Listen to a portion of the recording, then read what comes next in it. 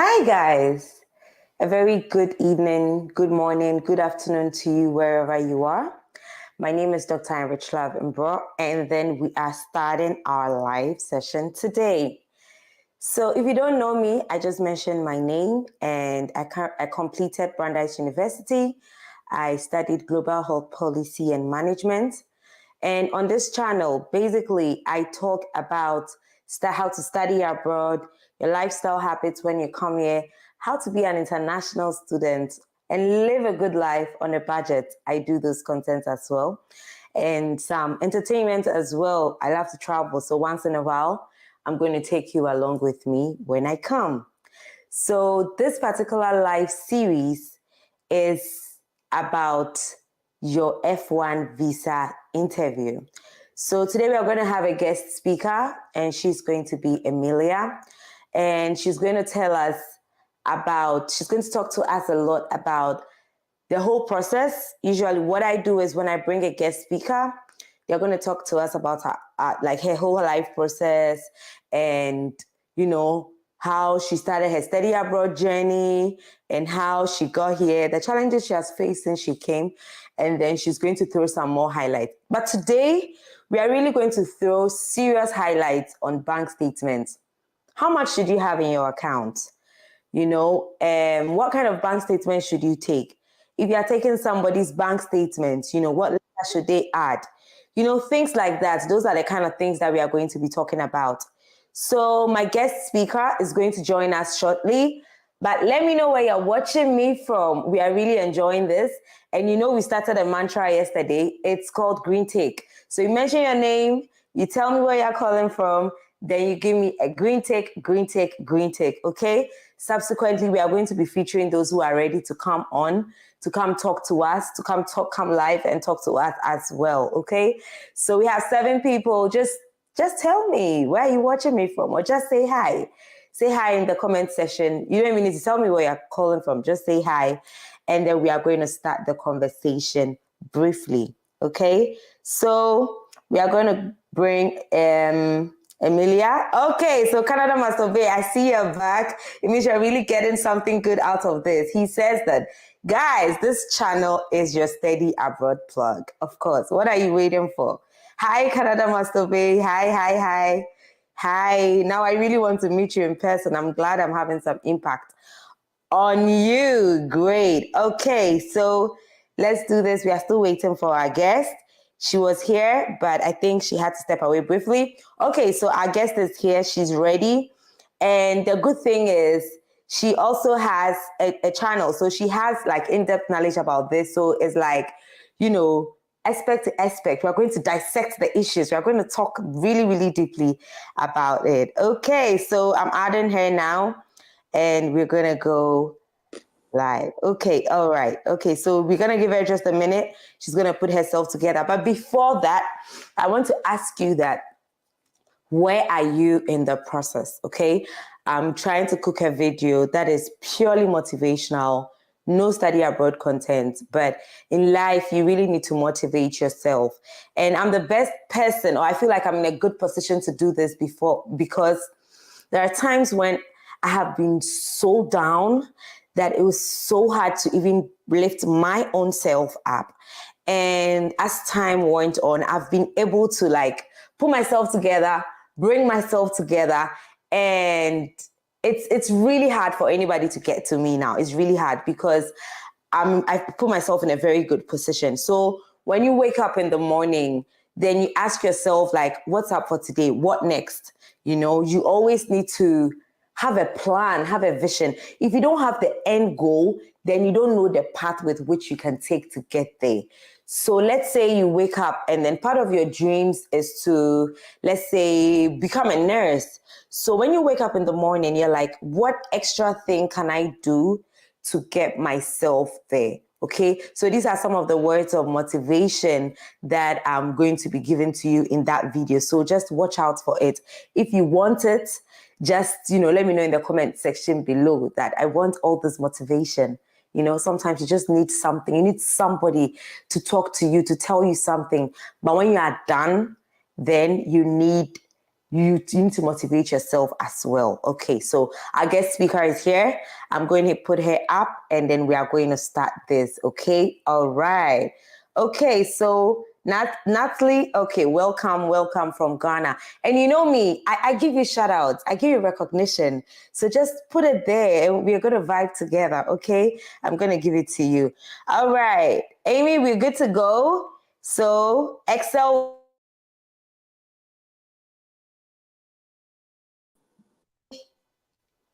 Hi, Amy. Hi. All right, so this is Amy. I'm going to leave her for her to introduce herself. And then we're going to talk about her journey. And while we talk about the journey, we are going to pick up a lot of things to learn. And like I said, when we are done, we are throwing light on bank statements. Bank statements is a very hot aspect of the F1 visa process.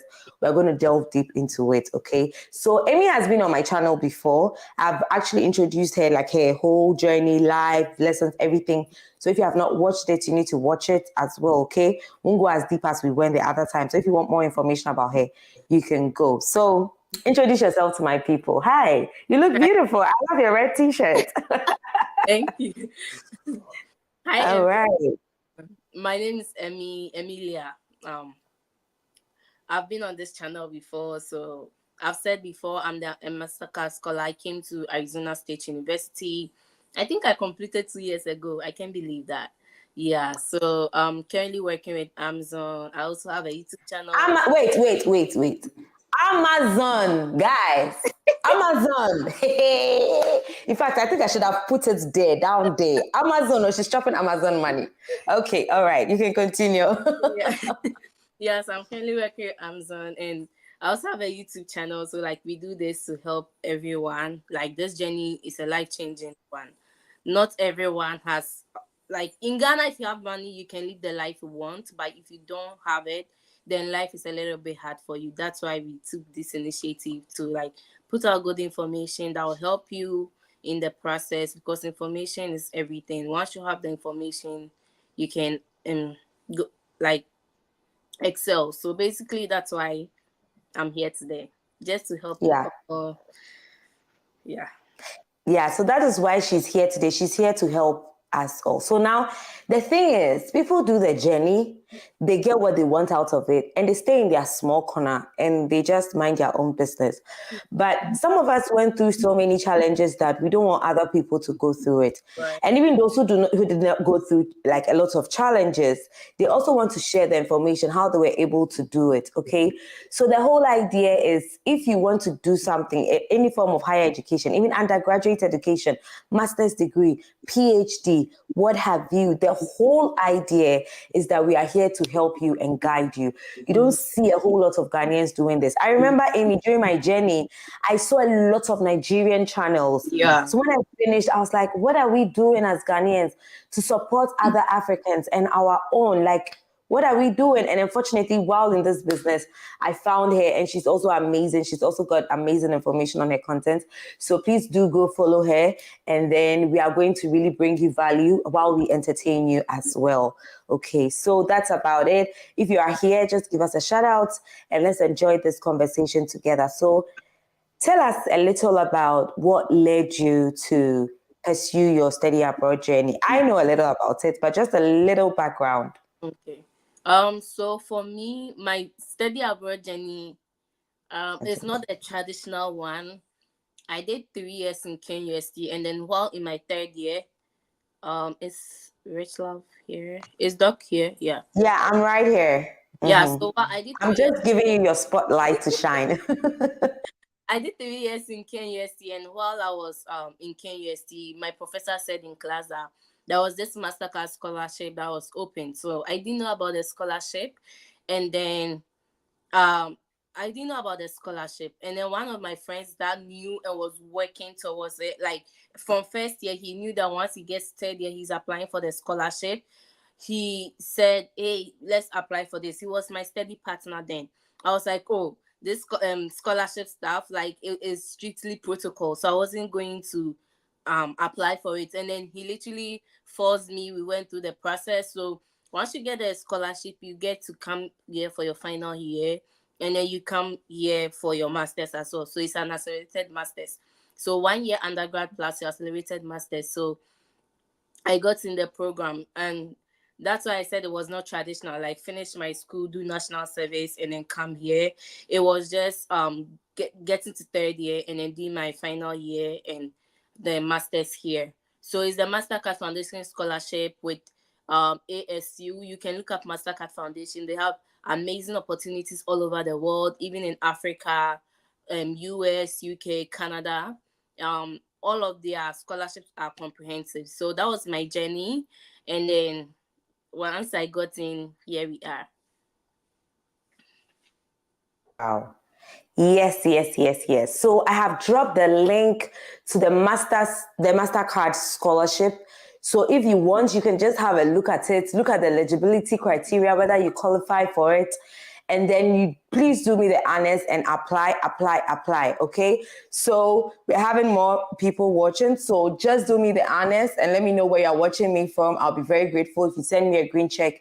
Let's do this together. Okay. So good. Now, she got it and then she had to process everything and then she got here. Okay. So tell us about your visa journey. Was it easy for you to get the dates though? Yesterday we had a very interesting story about someone.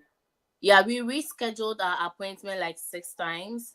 But most of the rescheduling was done by Mastercard. So my role in the process was just I filled out my DS 160. Did they fill it out? No. So we fill I think I don't know, but basically Mastercard did everything for us. I think I just filled out my DS 160. I didn't know the visa fees. I didn't know how much it was, like those kind of stuff. So it was through this study abroad thing that I've learned a lot about the process.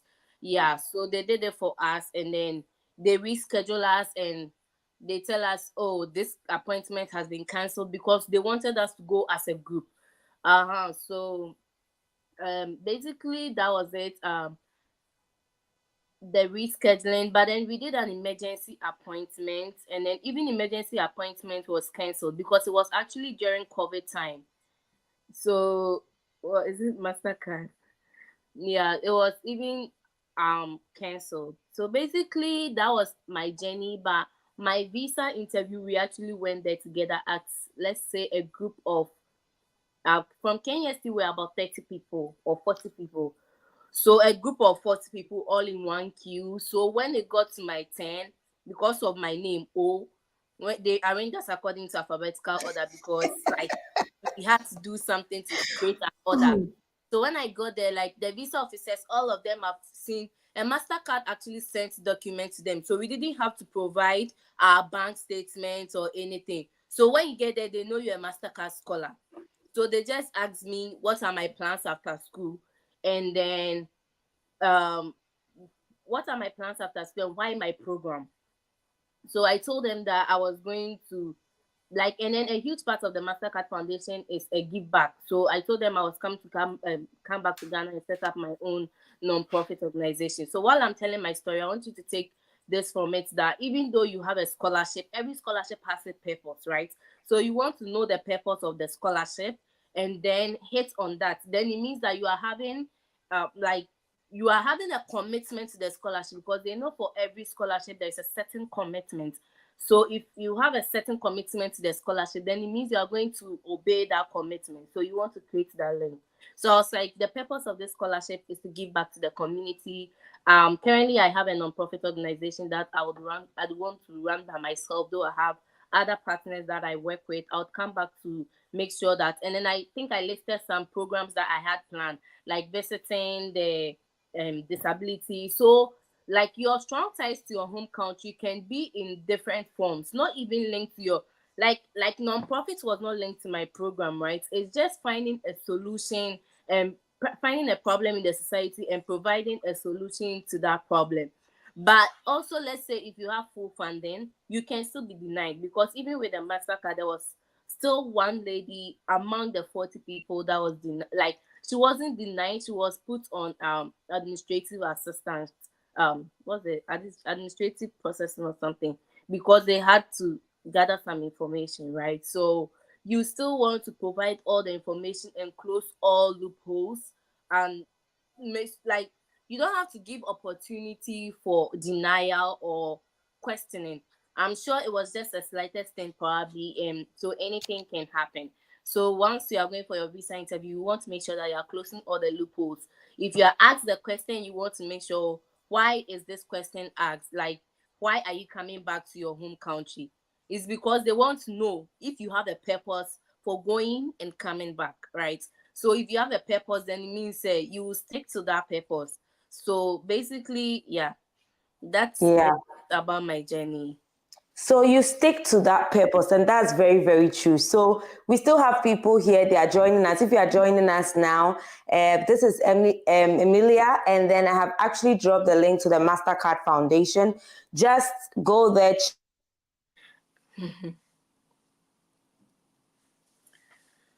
Says Emily, my crush. Your crush is here. Oh, hey. Somebody is crashing hard on Emily. Okay, that's good to know. Okay, so if you're enjoying this, just keep the green ticks coming. Green tick, green tick, green tick. 3 green ticks, 4 green ticks for me. Let me know that we are giving you value. Okay, if you have any questions along the line, please drop them in the comment section below. And if you get to watch us after this, please still put your comments, your questions there in the comment section below, and I'm going to be right there to reply. Emilia is going to be there as well when she sees the questions that she has to reply. Okay, so we are not going to waste much of your time. We are going to talk about the questions itself. I think she's really highlighted on, I group my questions into 4, and then the part that talks about home ties, she's actually highlighted it a lot. So you guys need to go, check it out, check out my previous live sessions. You know that we've gone in depth about this. Today, we are really doing the financial aspect, a lot about this. The thing about Emilia is, even though she got a scholarship, she has delved deep into the processes. She's also helped other people like we all have. And she's got a good idea about the bank statements. She even has a video on her channel dedicated to just that. You could go watch when you're done with this. You could go and watch it as well. So let's talk about the visa day and the visa process itself. The visa day. What should my subscribers, even though I've told them some of it, maybe familiarity, because of familiarity, they will not do it. I'm trying to share. Pardon? I'm trying to share the link on WhatsApp. Okay, good. Yeah. Good. So if in case of anything, tell them, number 1, how should they prepare? Number 2, some of the questions. Then number 3, we are going to go deep into the bank statement. So if you're just tuning in, my name is Dr. Richla. Today I'm speaking with Emilia Otu. She has a channel that is called Excel with Emmy. She's also in this niche. She talks a lot about study abroad. We do this to empower all of you, for those who have study abroad journeys. Even if you don't have a study abroad journey, I always say this, no matter what you're doing in life, never remain static. Even if it means getting a master's degree in Ghana, Nigeria, Malawi, Ethiopia, where you are, don't worry, just get it. There's nothing wrong with getting a second master's degree. It even puts you at a higher competitive level. So whatever you're doing, just don't be stagnant, okay? So Emily, are you ready for us? Yes. Okay, so preparations, what should they do? Okay, so I'll say that the F1 visa interview, like we have said a huge times, this process is so long, but the visa can just make your process waste, right? Because even if you have 50% funding, that's not easy to get. But once you don't get the visa, it's like you never did anything at all. So it's one that you have to take equally serious as like getting your F1, all other applications or admissions. So preparations, I would say, I'll go through some notes that I went through earlier with my on my channel. I would say the secret to answering every question is understanding why the question was asked. So if you go for the visa interview and they ask you why the US, they want to know that you didn't just go to the US because everyone is going, but you know why you are going to the US, and then you have a plan basically. So why the US, you want to talk about what the US does that is making you choose the US. And here I always say that don't downplay your home country at the expense of elevating the US, because it makes you seem desperate, and it makes you seem like um your home country is not an option for you to come back. Because if you are saying Ghana is not good for you to school there, then what is the guarantee that after school you are going to come, right? So they are, why the US doesn't mean that you should say Ghana doesn't have a good educational system, or we are having bad economic crisis. I think don't want to downplay your home country at the expense of elevating the United States. And then lead the conversation, because typically me, once I got to the visa, embassy, we're a group, but I never spoke to anyone because the environment itself is very tensious, right? Like, you don't even have the freedom to speak, so already you are less confident because of that environment. So when you get there, you want to control the conversation, because if a conversation controls you, then you have limited access to whatever information you are being learned. So you want to make sure that, hey, how, like the visa officer says, how are you doing? You want to be like, I'm doing okay, I'm doing all right. How about you? How has your day been? Something like that. Then they know that actually you are not just a timid person coming for a visa interview. So create that rapport, create that conversation. Also, be confident, because confidence is everything. I did the visa prep earlier, and then my friend that joined gave me a feedback that he was just giving me feedback about the life, and he said the two people that were speaking earlier, they did not have any confidence at all. So you might not even listen to them, but there were people that came after them that they had partial funding, but they had a story to tell, and they were confident. Your confidence even, like, portrays your message that you are carrying, right? Somebody can say nothing at all. If you sit in class with these white people, sometimes they don't say anything, but their confidence, oh my God, you would listen. Emilia, I don't even mean to catch you. I said this thing on my live like 2 days ago or so. I said the same thing. And Yeah, they'll start with, I know this does not make yeah, sense, but yeah. And then it really doesn't make the sense, but it's the confidence. So that's what, unfortunately, most of us from who are not from the diaspora lack. Like, we lack the confidence. So you want to master the confidence to lead the conversation. And also, it's not a matter of talking for long. I can tell you about myself, like I'm going for a visa interview. Tell me about yourself. It's not about talking for long. It's about being concise and giving me the information that I want. So someone can speak for 5 minutes on a question and they still get their visa denied, because you are talking for long, but you are not providing any information at all. We cannot emphasize the fact that you have to be concise, but give enough information.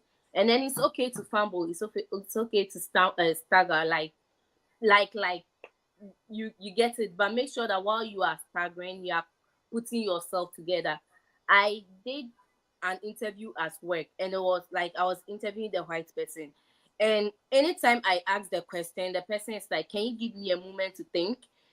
And that was something new to me, because to me, I think if I tell you, can you give me a moment to think, it's like I don't know what I'm saying, so I'm asking for opportunity. But I realized that every answer the guy gave after he has taken a minute to think was on point. So at the end of the interview, I didn't have any point to say that wasn't aligned with inclining him for the position.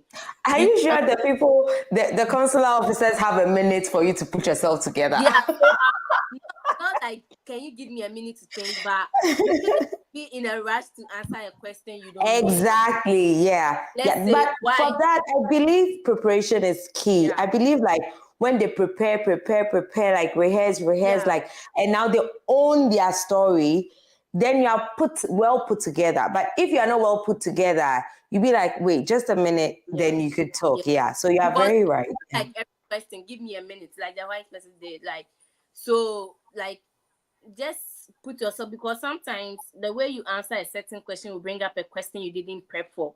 And there you have to put something together to, like, like, say something. And that's where, like, you just take a quick pause. And then when pausing for 30 seconds doesn't mean the visa officer will deny you. They are people like us, right? So they understand, and then you put yourself, because if you have taken a 30 seconds pause and then you give me an a Good correct, answer. I don't have any point to deny you, correct? And then you also want to make sure that everything on your DS 160 is exactly as everything you are saying. Who is funding your education? My dad is funding my education. How many children does your dad have? My dad have no children, but because at this point you think your dad having children affects the probability that your visa is approved. But then on your DS-160, you put on the DS-160 that your dad is sponsoring, your dad has 3 children. Because then you, at that time, you thought you were just answering questions about yourself, but now you feel like you need to put yourself in a certain limelight to, yeah. So you want to be mindful of that as well. Everything on your DS-160 should be the same as everything you are saying. Your travel history, have you traveled before? Doesn't mean that they won't give you the visa. Tell them you have traveled before. It even shows that you travel and still come back to your home country. It means you have that home ties with your home country. And then be natural, be genuine, and try not to look like you have memorized so much. Like sometimes we have memorized, like when I ask you a question, you memorize something, the way you say it is different, right? It's So you different. just want to make sure that you are giving me the answer you've memorized, but you don't want to sound like you have memorized the answer. Yeah, just be natural and be genuine. And also, I think basically the interview is between you and the visa officer. So make sure that you are creating that rapport, right? There are transcripts that you see, and then you're like, oh, this visa was easy. So you want to make sure that your visa interview is easy.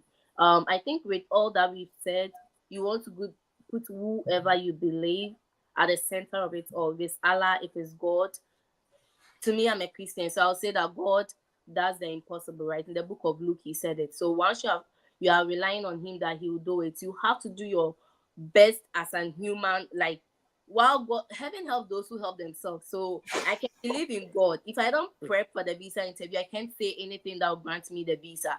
So you want Mm. to also be prepared before relying on God, right? Me, when I'm studying for an exam, I'm like, God, lead me to learn what is coming in the exam. And I can say most of my exams are written. It's just everything I learned. Even if I did one day prep, it's everything I learned. So even if you are prepping, you are saying that God should direct you. He knows the mind of the visa officer. So that can also be of help. Yeah. Wow, guys, these are amazing tips. So I keep saying that you need a cocktail of people to listen to be able to prep. You can't just listen to one person and then you'll be fine. You need something from here, something from The here, something cocktail, from there. indeed. Yeah, Yeah. you need a cocktail of, content creators. So that is the reason why sometimes we come together to collaborate, to be able to give you serious value. Okay. So these are very, very, very, very great tips. Good, good, good, good. So now let's delve deep into the bank statement issues. I know bank statements is like a hot, hot, hot topic when it comes to this process because the fees are usually in dollars, and when you convert to CDs, it's a lot of money. And sometimes those who are doing this process, they don't have that much money, but they are really determined to do this. So sometimes they end up actually falling on family members who will support them through their education to be able to support them and provide them with bank statements. So now let's go deep into the bank statements. What are some of the best practices for the bank statement or getting a good bank statement that's going to increase our chances of getting our F1 visa? So when it comes to bank statements, it's yeah. If you have full funding, this story obviously is not yours, right? But most of us have partial funding because it's not everybody that will get full funding. And it's okay not to have full funding. It doesn't mean that you should put your confidence down. Like I always tell people, even if you are going with 54,000, 80,000 student loan, it's how you tell the story. Because we have seen transcript that people have zero funding and they've still gotten the visa. But what is it in your part to do when you don't have funding and you have to follow on bank statements and student loans and all of that? So for bank statement, we are most tempted to go with these people that are always saying, hey, I have a bank statement for sale, I have bank statement for sale. Yeah, some of them are genuine. We like not everyone will have someone who has $50,000 in their account. So yes, it's not bad to buy it, but it is your responsibility to do due diligence. It is your responsibility to assess the credibility of the bank statement. Because once you send a fake bank statement to the visa officer, he sees you as not diligent enough, correct? If you are dumb enough not to see the bank statement was not correct, I'm not granting you a visa, because they are there to protect their country. They are there to Yes. make sure that not everyone is coming to the United States. Like anyone at the Ghanaian embassy in any country is there to protect Ghana from terrorists entering our country. And that's the same way they are doing there. So most of the times we think they are there to deny people, or they are just having fun to deny people, but they are also there to make sure that they are recruiting good talent to their country, because no country does brain drain than the United States. So that's one thing you want to know, that they are not there to deny people, but once you play them as dumb, your visa will be denied. So for bank statement, you want to first of all make sure that if you are buying a bank statement, it is credible, it is authentic. Like you have to make sure that it's authentic. I don't even know how to emphasize that, but you can't just take the bank statement and take it to the visa officer. And also, you want to make sure that amount of money has been in it for at least 4 weeks, because we have something called how easily can the funds be liquidified, right? If you say something is liquidified in account, it means that easily convertible into cash. So you are coming to school, you are giving me a bank statement. Am I able to get the money? So if the money has not been able to stay in the account for 1 month, what shows that it's going to be there when you get into the United States to pay your fees? Because oftentimes people are like, transfer me this amount, I'm going for my visa interview, and then after the visa interview, you give them back their money, you come to the US, and then you come to struggle. And once you do that transaction on the bank statement, you send, like, if you go, they see the transaction on the bank statement. That's why it's a statement, like in and out money. So they see the money come in yesterday. You brought the bank statement to our interview today. You can transfer it to the person tomorrow. So you want to make sure the money has stayed in there for some time, at least a 4 weeks, for it to be called credible. And also, the most questions people ask is how long should the money be in the bank statement? How much should be in the account? So for how much, we can't say that put like $100,000 in the account, right? You want to make sure that the funds in the account is sufficient. And so let's say your cost of attendance is 10,000. There's a 1.5 rule when it comes to bank statements. And you can Google it on YouTube. I think I found it on YouTube as well. There's a 1.5 rule, means that the money should be 1.5 the amount of your deficit. So you have 10,000 deficit, then it means that money should be about 15,000 in the bank statement. This is because Mm. it's considered that you are able to fund yourself for the first year. If your program is 1 year, the person is able to have that 0.5 to fund for their other responsibilities.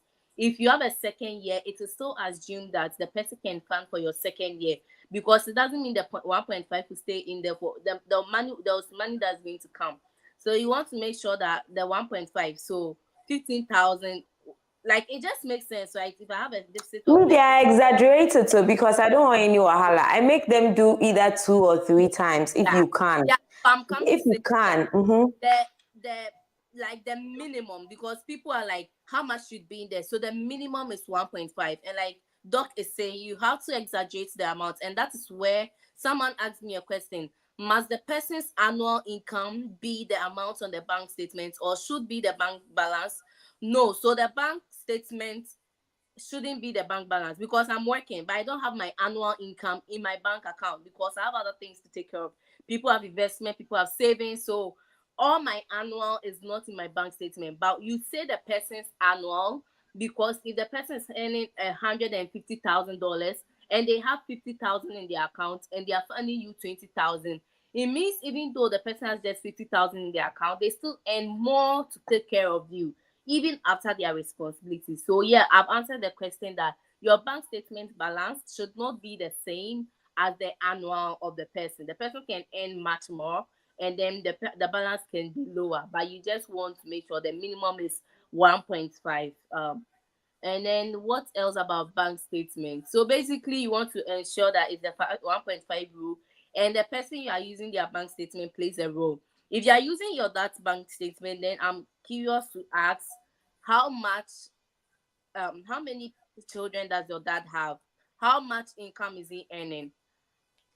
Is this his own business? How frequent is the money coming in? So if you are using bank statements, you want to make sure you are prepping all of these questions. Like that's why Doc said she will do a prep with you, because if you tell me you have a deficit of 40,000 and your dad makes 50,000 and your dad has two children, one person is in college, why do you want to kill your dad, Ivab?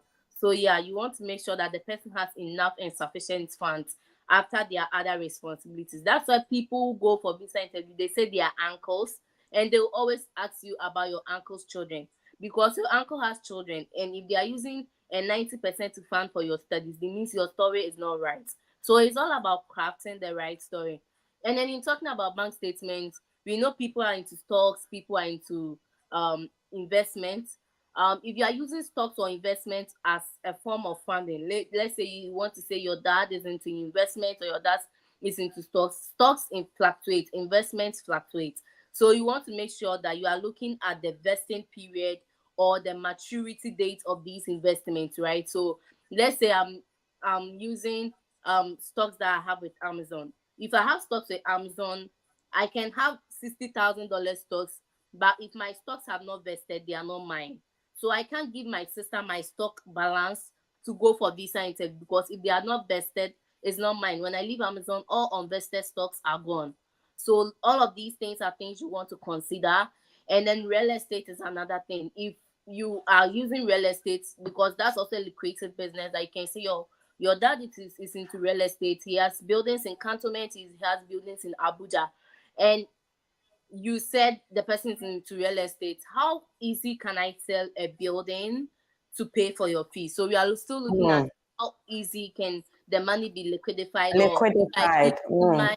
if I need the money right now, how easy can the money be gotten? So you want to be mindful of those things around. That's why most of the time we don't encourage stocks and real estate, though they are huge sums of money. But if you are using it, let's say right now you have 10,000 funds, or right now you have some bank statement, but you can say in your second year you are using an investment. It means maybe you think the investment is vesting in the second year. So that's it about bank statements, stocks, and real estate. Wow, that's very, very deep. If you just joined us, we are live with Emilia Otu. So she also has a YouTube channel. You need to really, really, really subscribe. So green tick, green tick, green tick is the mantra of this channel. If you are getting a lot of info, value, information, even if you are watching after this live, please put the green ticks in the comment section below, okay? You can't get value and not give us green ticks. That's not fair. So just put your name and then where you're watching us from, and then we are going to just take a couple of questions before we continue. So I put this on, you know, Kobla says confidence and being what's good info are key. So he's saying you should have confidence when you go for the interview. Inshira is back. Inshira, I see you. I love you. Inshira said she's with us and she's proving that she's really, really with us. Okay, yes, you are back. We love you right back. Dr. Gaba from yesterday is also here. He's gone. I told you, but he's still getting tips. Okay, so we have this question. Jones Boama says that, please, is he allowed to use savings and loans account as bank statements? Yeah, I think it's allowed to use savings as bank statements. I think I spoke about it before, that it just you want to be the person to tell your story. Like if I say I've saved $50,000 in Ghana, then it means that like what job are you doing, right? So I work with let's say I work with KNUST as a teaching assistant. I earn $1,300, let's just say a And, month, and then I and then put I have that. yeah. So you want to elevate yourself as a person for you to say I have this savings in my account. And then loans, like I've said, loans is like any form of funding. If you are going with loan, just be confident you are going with any form of funding. Speak to it. If you are going with loans, the trick is you have to know you have to know the monthly payment, Payments. the principal and the interest. So let's say I know that I'm supposed to pay $149 a month. Then it's up to you to tell how you are going to pay that 149 that month. So most of the trick I give to people is that if you are going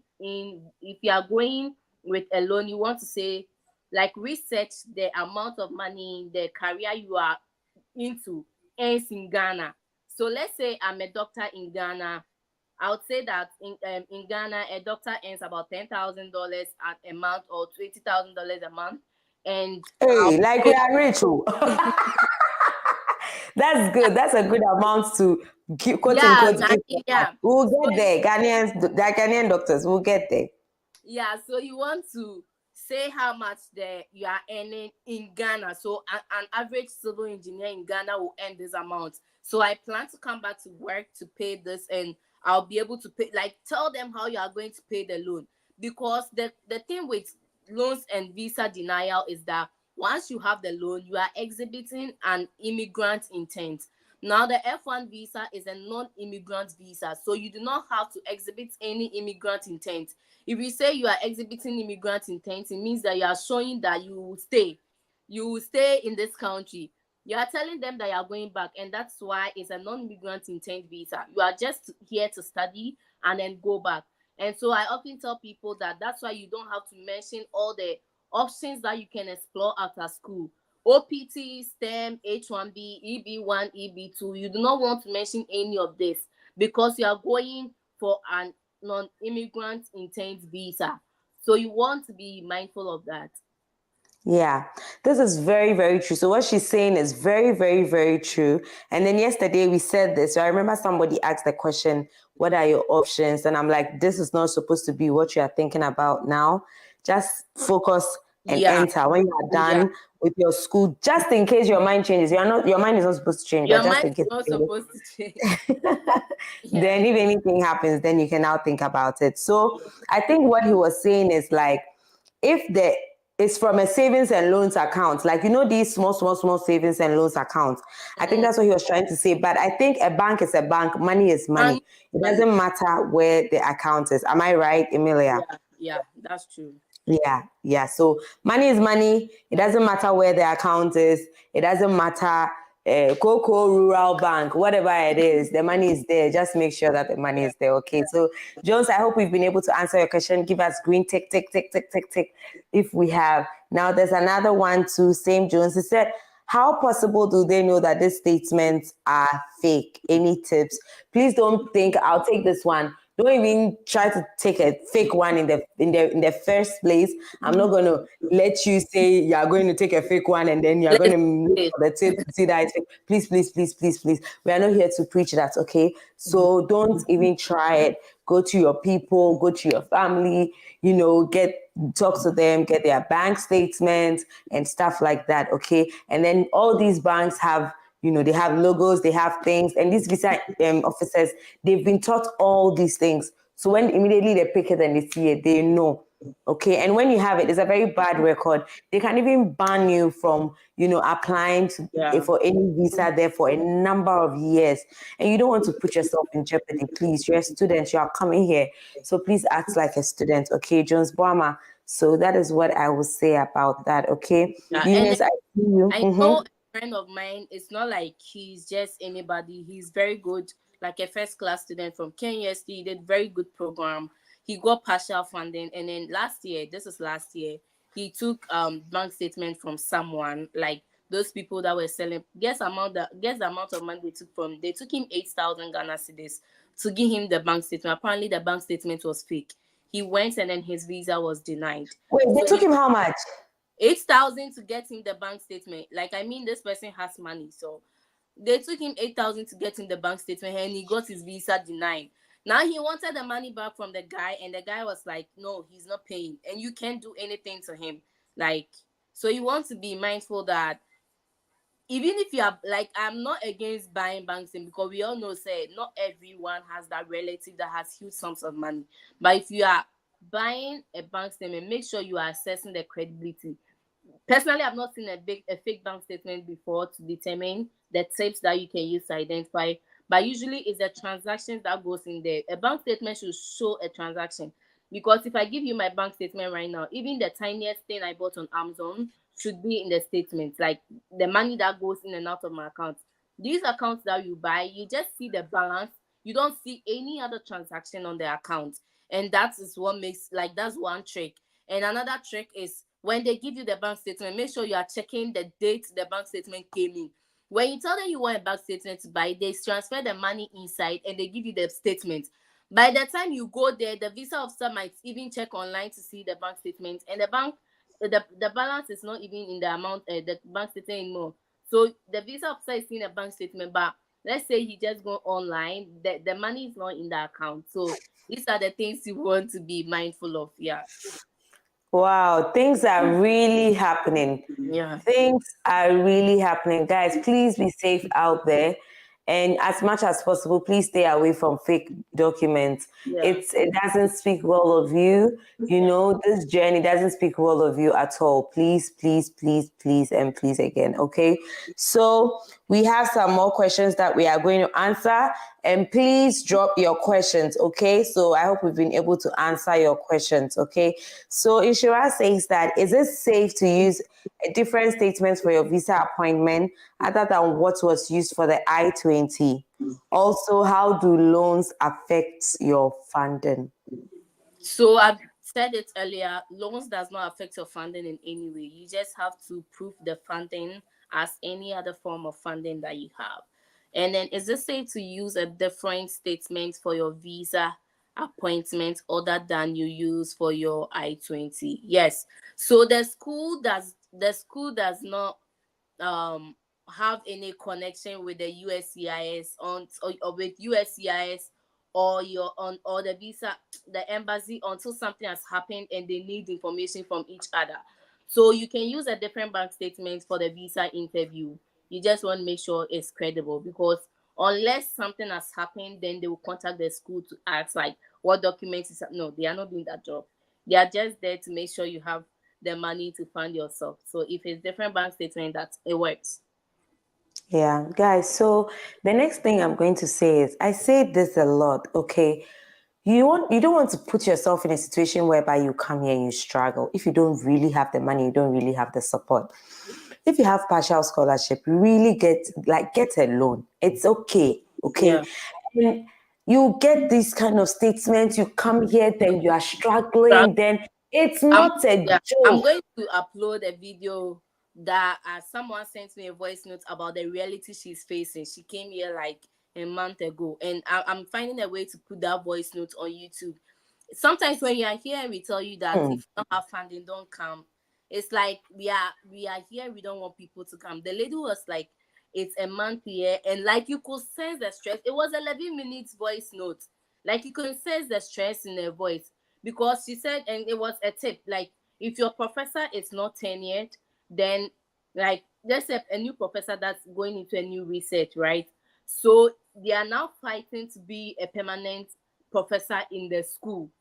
So if the professor doesn't get a position as a professor, you lose your opportunity with him as a teaching assistant. So these are the things you want to look out for, right? If you have a non-tenured professor, it means that when you come, you have to work extra hard. She says she works 10 a.m. to 10 p.m. or whatever, just to make sure that they are providing enough research that the professor can get the job. Because if he doesn't get the job, then she doesn't have funding. So she needs to look for another professor. So like, we know that it's hard to live in Africa. Like, I'm not gonna lie, I'm not from a rich home. But sometimes we also have to do our due diligence before we come, because struggling here is harder than struggling. It's on a different level. No one is going to help you. Like, no one is picking your call. Like, you think people are living a lavish life until you hear what is going on in their lives as an international student.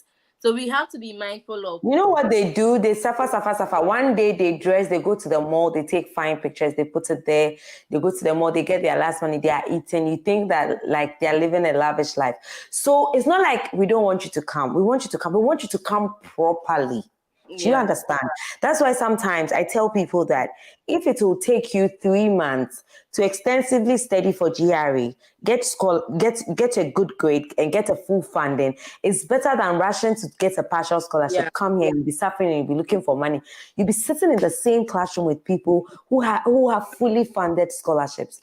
The way it's painful, especially if you have the opportunity to have had that scholarship, and just because you're rational, just because of something, you didn't get it. It's very, very painful, guys. So that's why we are having these deep discussions. It's deep insights that we are giving you that you will not get. These are practical examples because we are here, we've gone through it, we've interacted with people who have gone through it. And it's the same thing. I had a colleague, I had a friend. I'm still forcing him to come and tell his story.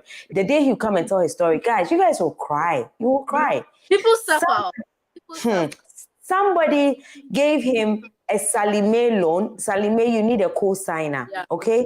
And apparently someone in Ghana said, I can do it for you. I can do it for you. I can do it for you. And guys, guess what? The guy did it all right. He got his loan. He was at peace. He was studying until one day, the school wrote to him that the co-signer is fake. So it means they took fake information online and they used it to co-sign his loan for him without his idea. But the guy said, oh, I know the person personally. The person said he will help you. Guys, they threatened him. He was going to lose his status. They were going to deport him. They were going to, oh my God. Meanwhile, he has already paid some amount to the school. So you can imagine the stress. So please again, if you have any questions, is that doctor? Okay, so let's see. It says, doctor, but the co-signer requirement is the real deal. So we have loans that you require co-signers and we have those that you don't require co-signers. So I have a video on, your financial options when you come here.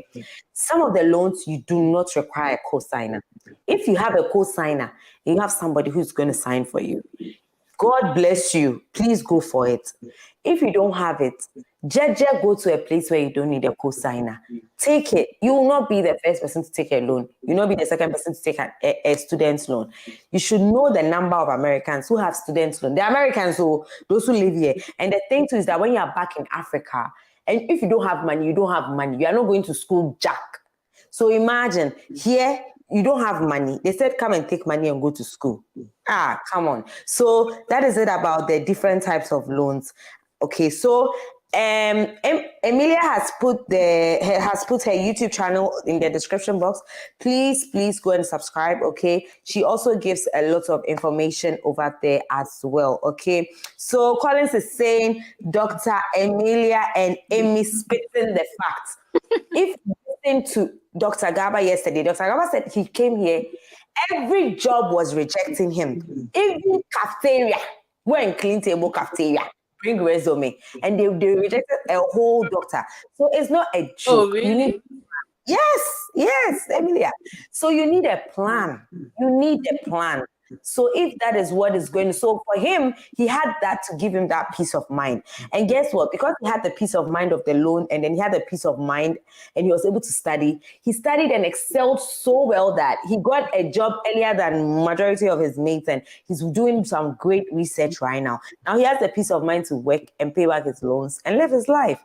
So it's not the end of the world. So please, rather than you take a fake bank statement and then they'll bounce you and then they'll ban you. And the funny thing, all these embassies, I think roughly they are really sharing information. US, Canada, UK, some of the European countries, they're sharing information. So once they bounce you here, you're stuck there. Or unless like after a couple of years, then this information is going to clear, or they'll ban you for that number of years, then you can reapply. So let's stay safe out there, okay? Let's stay safe out there. So I have to do this. I see Imbosara, that's my big sister. She says she's so proud of me. Right back at you, big sis, right back at you. Okay, so we are still on the subject of bank statements. And Emilia, can you just tell us if there are any other additional things that we are supposed to do and all that when it comes to bank statements. Guys, if you are watching us after this live, don't forget to put your questions in the comment section below. Bank statements is a very hot topic, and so we are really digging into it. But what I wanted you to also talk about is what are the additional documents that people need to attach after their bank statements. You don't just take the statement, and because you could have stolen the statement. So there are additional documents that should be attached. Do you have any idea about that? Yeah, so I think if you are taking a bank statement interview, like you just attach it to all your documents. Like when you go and then you pass the documents, your bank statement should be part of it. If you are saying that your bank, like, yeah, the bank statement is for your dad, and you are able to get like business records or financial, like I don't know how to say it. Let's say that the bank statement is for your dad, right? Your dad is doing this business. You can attach the business your dad is doing that is generating that bank statement to it. And then I also read while I was preparing for one of my videos that you can let the person that you have their bank statement sign an affidavit. So I was like, that sounded unrealistic, but then it gives the visa officer the assurance that if someone goes a length to sign an affidavit, then it means you are saying the truth or it is credible. So that's another way of making sure that your bank statement interview goes well.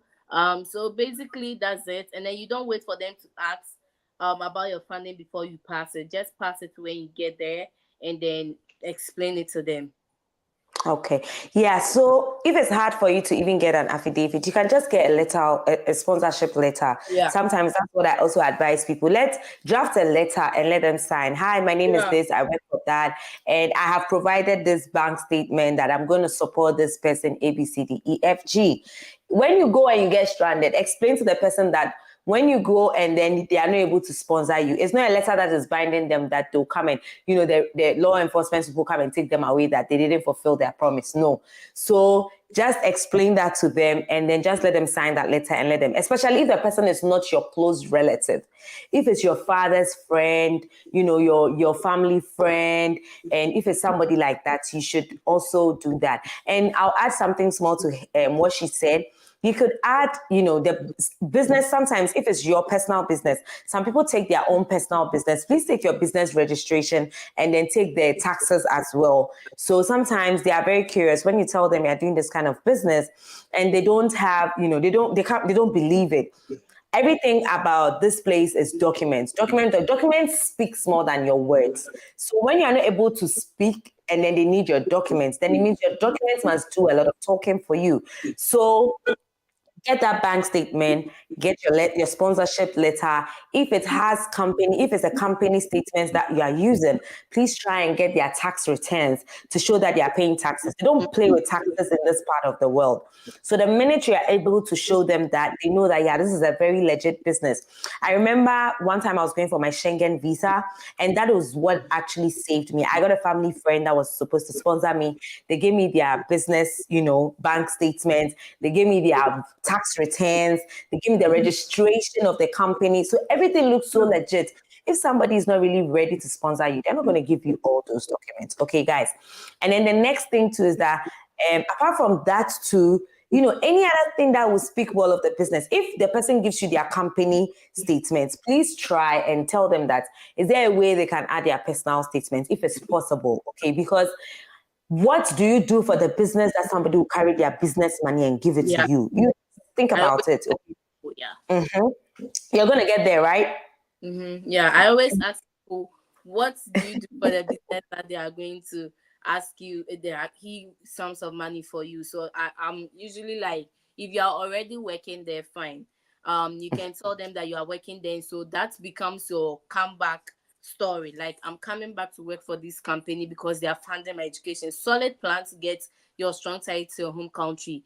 If you are not there and you still got a business to like fund it, you can say that you have just gotten a job offer with this company, but it came concurrently with your admission, so you will choose the school right now, but the company has decided to wait and then also fund for your education. So you come back and work for this company, even though you're not working for them. You have associated yourself with them through the fact that you got an offer with them, right? So sometimes we don't know what to say as a comeback story, so you want to just think loud, like you got an offer and they are sponsoring you. It makes sense, because once a company sees value in you, they will do anything to keep you. So that's in this part of the world, not our part of the world.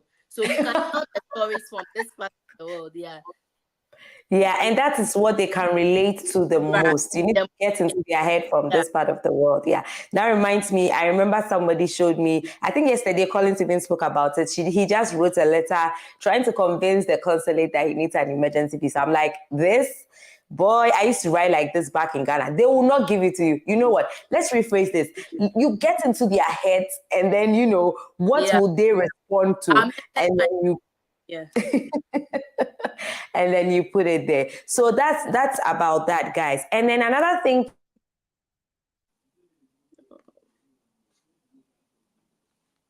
to use.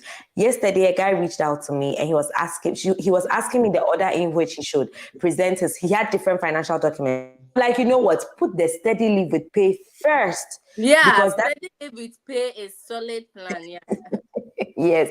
So that means that you even be making money here while you're gone. Your company will be paying you. It means you'll come back. They say go and study and come back. So study leave with pay. If you have a letter that shows that you are working and then you have study leave with pay, please take that along. And that should be your first point. Is very, very strong. You can tell them that, oh, I've been working for this company for this number of years, and as a way of professional development, I'm due for a study leave with pay. So they have released me or they've sponsored me to be able to go and come back. Guys, they'll give it to you. Okay. So that's about that. So you're still here on my channel. I'm still talking to Emilia, and we are going to take another question. If you have any questions, just put them in the in the comments, and then we are going to really delve deep into that. Okay. So the next question is from Eunice. Eunice says that, hello, please, what's your take on getting a partial funding?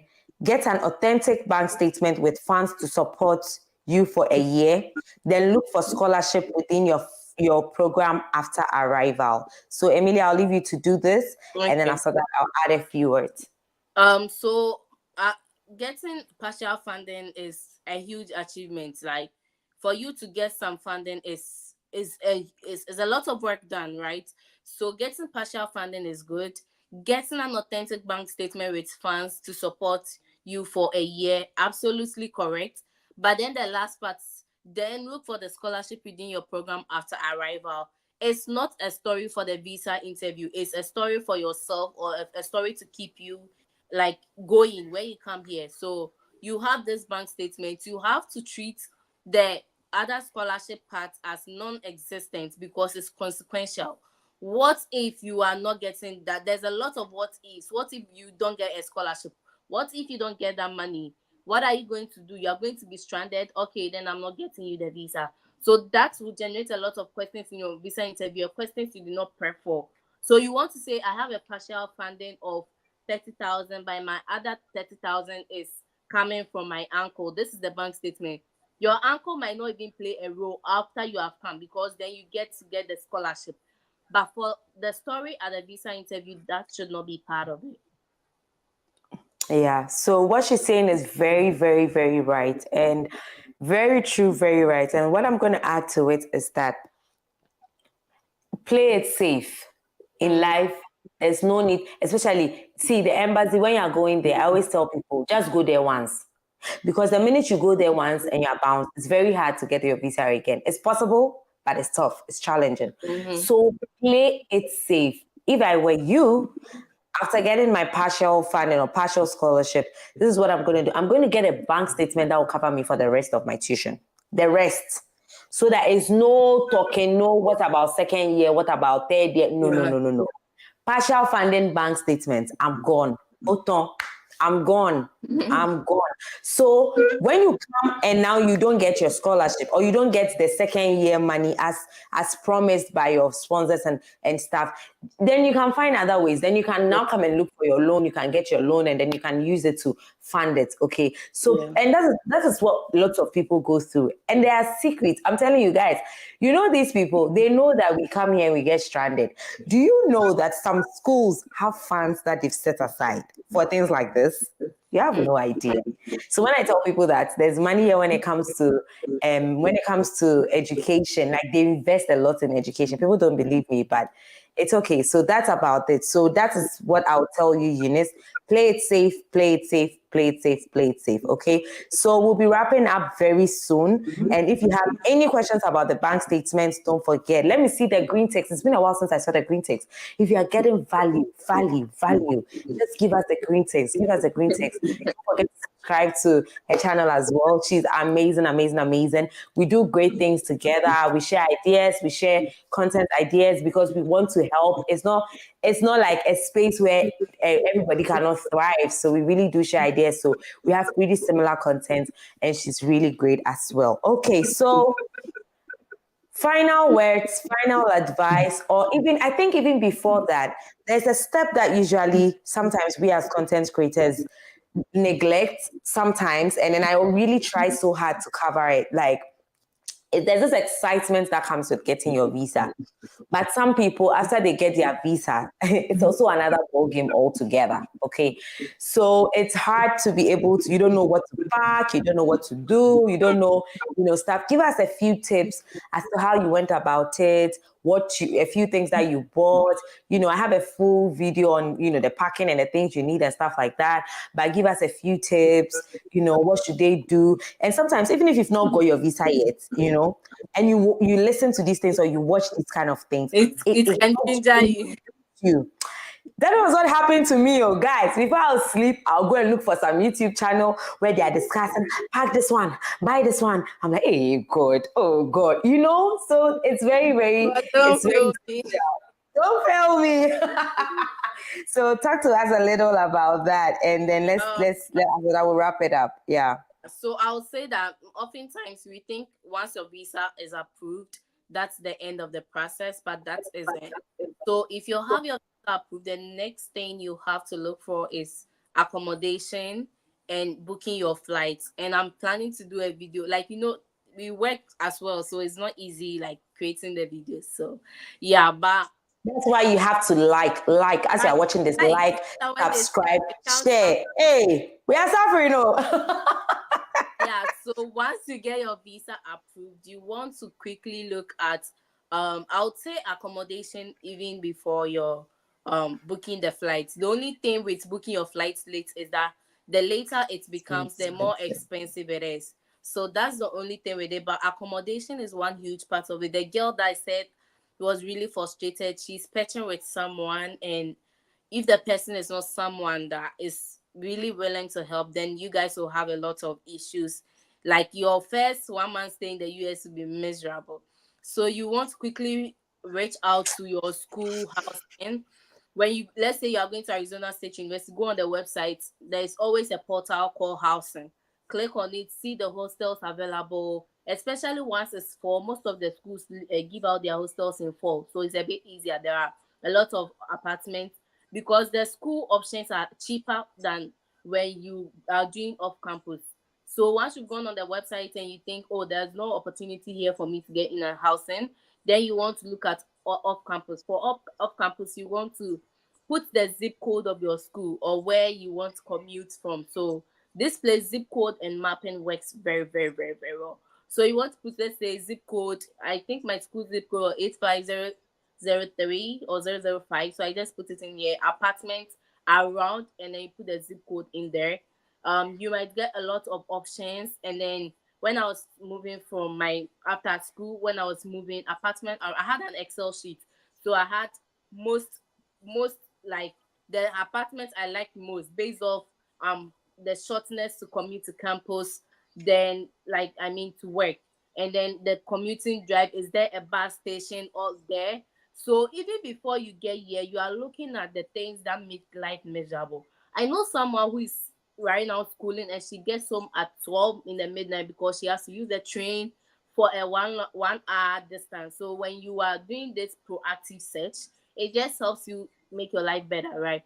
So just put in the zip code, you want to consider the commuting, and then the amount, obviously the aesthetics for some, giving us some abroche content, Yeah, you want to consider aesthetics way.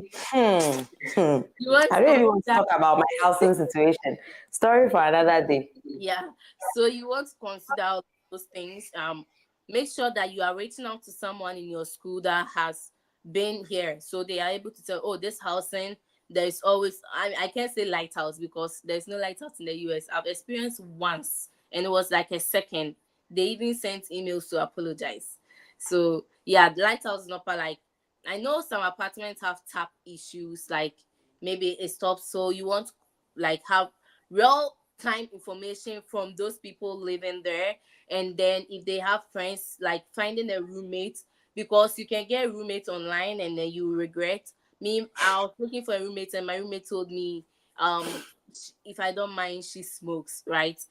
So as a person, you have preferences, and my preference is that I'll pay any amount to avoid someone who smokes. So that's something you want to look out for. So if you're looking for a roommate as well, these are the things you want to take into consideration. Don't think everybody is like you. It's the US.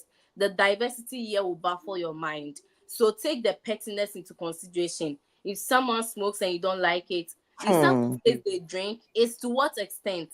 I know someone whose roommate drank and brought in people from the club into their hall. So like bottles will be on the table. This is a very close person to me. Like bottles will be on the table if you go and visit them. When you enter the room, they smoke so much hot stuff. Like so you don't have that peace of mind. So while your visa is approved, all of these things are typical things that we don't talk about, but you want to take into consideration. Finding the apartments is one thing. Make sure you do it on time to get the cheapest and the closest, so you don't have to be commuting long distance. Finding the roommate is another thing. If you get a Ghanaian, if a Ghanaian born cry, then someone who smokes so much or drinks uncontrollably, like those stuff. And the next thing is booking your flight. If you are booking your flight, you want to take into consideration the layover time. I as a group of people that were coming, we missed our flight. When you get to the airport, everyone is rushing, and you are questioning yourself, why is everybody rushing?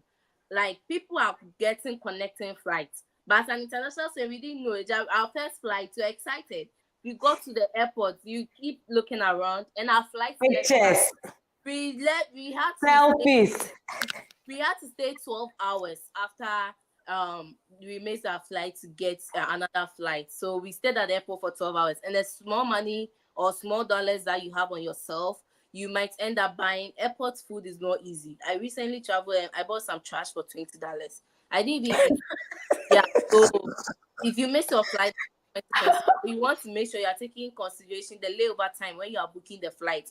Your layover time should be between 2 hours to 3 hours. Anything within an hour is not good, because most of the planes from Ghana delay. So by the time they'll get to where you are taking your connecting flight, like time is fast spent. So it puts you in a tight corner. And then after you have considered the layover, you also want to consider um which city is closer to you, the port of entry, because I think they said depending on the port of entry, sometimes strict, but JFK is the one that most of us use. Yeah, I preach Yeah, that too. I yeah, preach JFK, and I yeah, preach the Delta flight straight from Ghana to yeah, JFK. If you straight. can afford it, Yeah, it's not the best. layover, but usually it's expensive. So if Very. you are laying over somewhere, make sure that you are not going outside, because you don't want to go through security checkpoint again. Though you go into your baggy now to check your bag. So Take all your Gary and shit off. And they threw my photo away when I was coming to the US, oh. because I didn't know. I put it in my carry on. So you want to be mindful of all of Oh. these things. So yeah, just Google, YouTube. There are lots of videos. Don't think you're giving the I have person. a whole video on that showing you And where to people put don't watch what. them because they think they are giving you hours, but it's also good information. It's a give and take thing. So you want to watch YouTube videos on people's experiences and then pack accordingly. Yeah. I think the True. flights, the packing your bags too. Some of the flights are very cheap, but they don't tell you your bag is not packed. It's one. There is an airline here called Frontier. If you are And Spirit and Frontier. if you are traveling them, you don't have to pay anything, because they'll weigh your bag and then you end up paying $70 for a carry-on. But if you book Delta, you could check a whole check bag for that same price. So you want to consider all of these things. Your baggage, make sure the airline you are booking is your luggage is inclusive of the airline price. so that you don't have to go and struggle at the airport and stress our parents as well. So basically, like those are the preparations. When you get here, it's another conversation. Making sure you All get together. security on time, because even if you're a graduate assistant, your if you don't get your social security, the lady that I spoke to, they say I'm going to break her voice note into series, because she said when she got to Florida, there was a tornado in Florida, so the social security office wasn't working, and she's not able to secure a social security. Though she has an assistantship, she's been 1 month without pay. If you didn't bring anything and you're not patching with someone, you can imagine what she's going through right now. She had to use the money on her to go travel to another state to go and do a social security. Now that she has gotten a social security, she's not coming to get paid. So you want to know that when you get your ASAP, apply for your social security. But I think Dr. Rachel will do all of those stuff. Like there are Yeah. even old videos are still useful. So just go Yeah, through. all our old videos are Yeah, still useful. It's the yeah. same process, the It's the same same schools, the same information. country. Just go to know what you are supposed to do, like contact your DSO, all of those things. Yeah, so don't think getting your visa is the end of it. But once you get here, It's the beginning of the big step. yeah, the beginning of that one is another conversation. That immigration stress and all of that is just another conversation. Yeah. So once you Yeah. get your visa, just keep watching videos on booking your flights, and all of those things. Yeah, it's been such a delight to have you. It's been such a delight to have you. Please keep your green ticks coming. And if you are watching this after the live, please just say something in the comment section below. Like the video, share the video, because it takes a lot of time to do this. And you never know who you may be helping. Okay, you may be helping somebody out there. Just hit the share. You just put it on your status. Let somebody see it. And you never know who you may be helping as well. Okay. Yeah. So it's been a delight to have you guys. Go subscribe. I told you we are like-minded people in this business. And then she also has good information as well. Like I said, you need a cocktail of content creators within the niche to be able to fulfill that dream as well. It's been such a delight to have you, Emily, Emilia, and I like to call you Emily. I don't even know why. It's not that. Me something else, so it's fine. Yeah, so thank you so much for coming. And guys, share this video, subscribe, like, and I have been your girl. And guess what? I will always be your girl, Dr. Richard. So bye. You see her? You see? Bye. Bye, guys.